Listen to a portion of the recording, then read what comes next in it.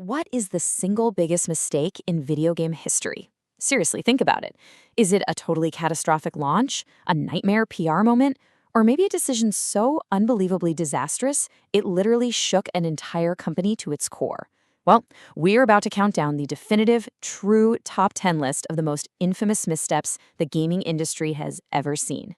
Welcome to The Explainer. I'm so thrilled you're here because today we're unpacking the absolute most fascinating failures in entertainment history. Let's just dive right into phase one of our countdown. These are the decisions that absolutely infuriated players and totally fractured their trust. Kicking off our list at number 10, we're looking at a pretty dark era for gamers. I'm talking about the 2010s and the absolute war on used games. During the Xbox 360 and PlayStation 3 generation, publishers got frankly obsessed with stopping the secondhand market. And to do this, they dreamed up the Online Pass. Basically, this was a one-time use code that locked multiplayer modes entirely behind a paywall for anyone who bought the game used. As you can probably guess, this anti-consumer policy sparked immediate, fiery backlash. Players felt like they were being heavily punished simply for buying legitimate secondhand copies. It became the ultimate symbol of publishers prioritizing revenue over player goodwill, and honestly, the pushback was so severe that most of these publishers had to quietly abandon the whole practice. Moving on to number 9, we're jumping from terrible corporate policies to a highly anticipated game that quite literally broke on day one. The 2013 launch of SimCity was hyped up as this grand, modern return to a massively beloved city-building franchise. But there was a massive catch. It required a constant internet connection. Yes, even for single player. So when launch day finally hit, the servers just completely collapsed under the demand. Players couldn't even access the game they had just paid their hard-earned money for. And the irony here? Modders quickly proved the online requirement wasn't even necessary for the game to function, doing exactly what EA claimed was impossible. Unsurprisingly, review scores absolutely plummeted, and it severely damaged consumer trust. All right, at number 8, we're pivoting to a classic example of how overly complicated hardware can ruin an entire system. Enter the Atari Jaguar. Advertised super aggressively as the world's first 64-bit console, the Jaguar was supposed to be the system that restored Atari to its former gaming glory. But, well, as it turns out, marketing bits really doesn't matter if developers can't actually program for the architecture. The hardware was incredibly complex, which made game development a total nightmare. Plus, it featured a controller that looked way more like a telephone keypad than a standard gamepad. All of this resulted in a super weak game library. Combined with confusing marketing and basically zero third-party support, the system was just doomed. This massive commercial failure ultimately dashed Atari's hopes of a triumphant return. And that brings us right into phase 2 of our countdown, hardware fails and PR disasters. Let's look at number 7. Our number 7 spot brilliantly illustrates how a single bad reveal can set the tone for an entire console generation. Back in 2013, Microsoft unveiled the original Xbox One, but instead of focusing on, games, they focused heavily on television features, sports partnerships, and, here's the kicker, mandatory online connectivity. They even proposed restrictions on used games and required periodic internet check-ins. Gamers reacted with absolute fury, and Sony? They immediately capitalized on this massive PR catastrophe with that legendary PlayStation 4 presentation showing exactly how easy it was to share games on their system. Even though Microsoft later reversed a lot of these policies, the damage was completely done. Hitting number 6 on our true top 10 list, we find a highly anticipated but utterly broken reboot. The 2006 reboot of Sonic the Hedgehog was intended to be a triumphant return for Sega's iconic mascot. Instead, it launched in an absolute state. It was plagued by severe bugs, endless loading screens, deeply broken physics, horrible camera issues, and a frankly bewildering storyline that somehow involved Sonic sparking a romance with a human princess. Yeah. Critics absolutely slammed it, calling it a totally unfinished product. It quickly became a punchline across the entire gaming world and stands today as one of the worst major releases of its generation. Down to number 5. We're stepping back to 1995 to look at an incredibly ambitious yet totally flawed piece of hardware. Nintendo's Virtual Boy was an incredibly early attempt to bring virtual reality to the masses. But while reviewers praised the sheer ambition, the execution was heavily criticized across the board. The main issue?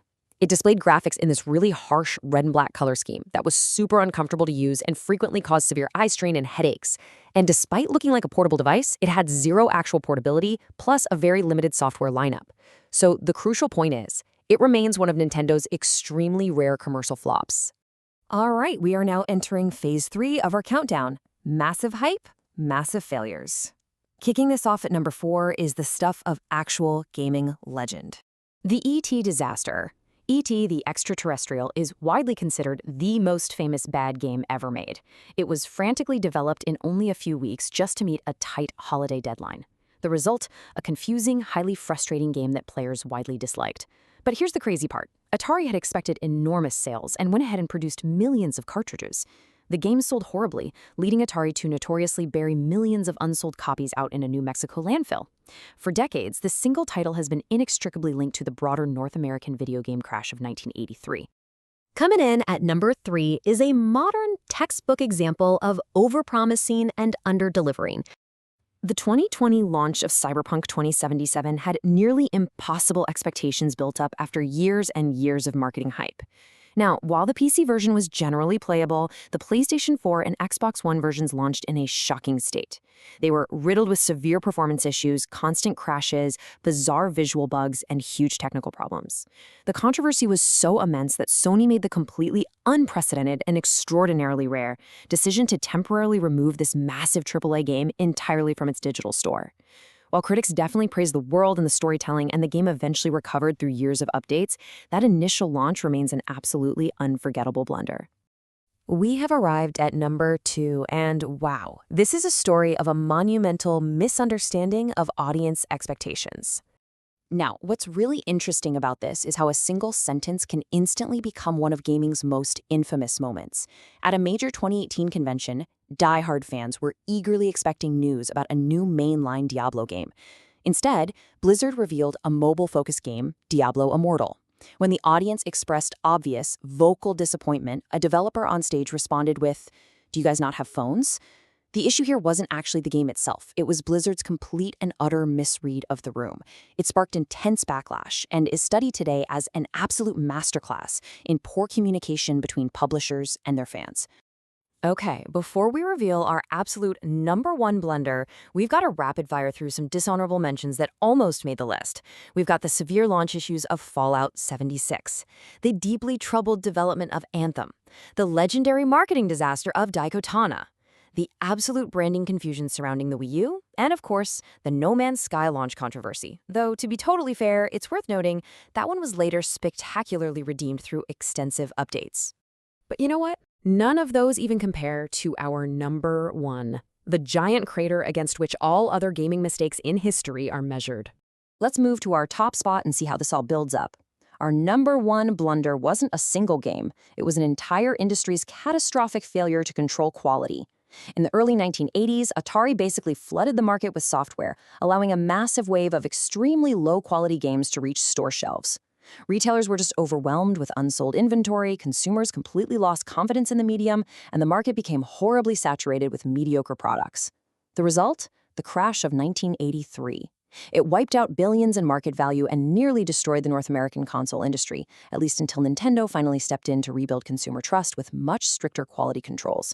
Historians and industry veterans widely regard this as the most consequential mistake in all of gaming history. Which naturally leads us to a vital question. Looking at today's landscape of impossible marketing hype, rushed holiday deadlines, and massive titles launching broken, are we risking another industry crash today?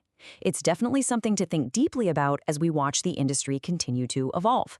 Thank you so much for joining me for this explainer. Keep asking questions, and I'll see you next time.